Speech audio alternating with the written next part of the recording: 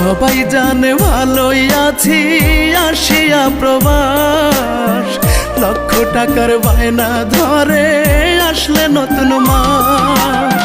ঘরটা কাঁচা করবে পাকা, ঋণের বোঝা অনেক টাকা, কেন হলাম রে দূর প্রবাসী, জানতো মরা লাশ।